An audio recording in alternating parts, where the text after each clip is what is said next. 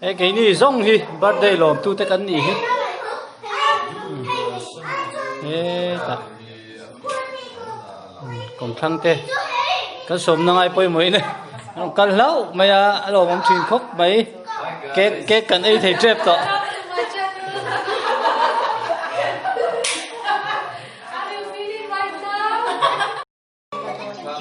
happy birthday tên sáng thì khan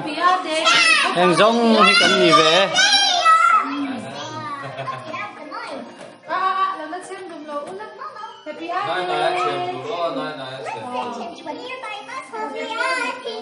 nuông cắt thì về lít tục cái này tao cho mình tự nào nèถ้าหลักปังไอ้เขารู้แล้วว่าจุกไอ้เตียนวิดีโอเขาหลักโหลดตัว so ดนายคุ้ม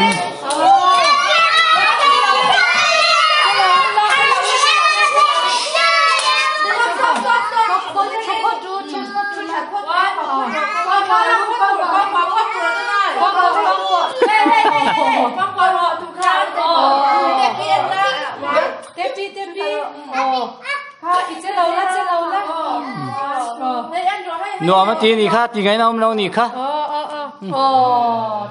ใจรู้เลยตีเด็กช่วย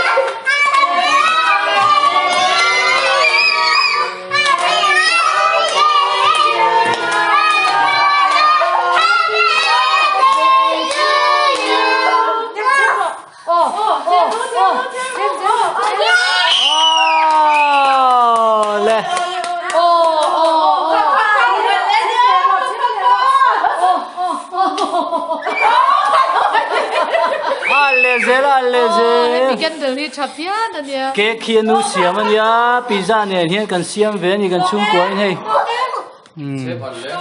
cái pizza có vitamin mình đang áp order lấy thì hiện mình là em hay hiện cùng pop mấy nè tùy ngót tăng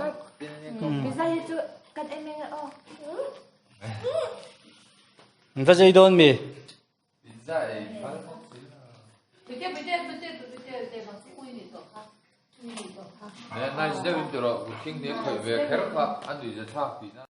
chiên thì hay pizza pizza ấy đâu tùy đôn nó tục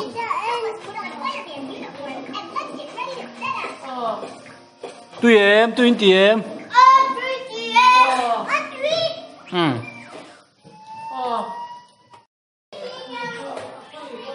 tùy đôn nó tục hay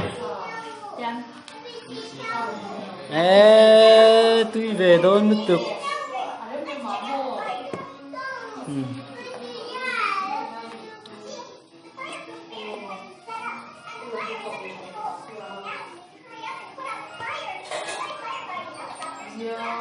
cắt mấy cái này hay turin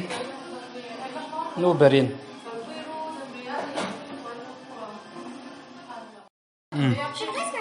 cắt ấy mấy cái túi khóp mà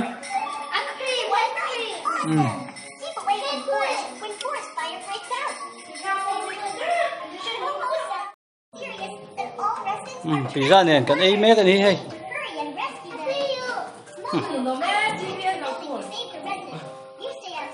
tùy yang chú mà tùy đồn gặp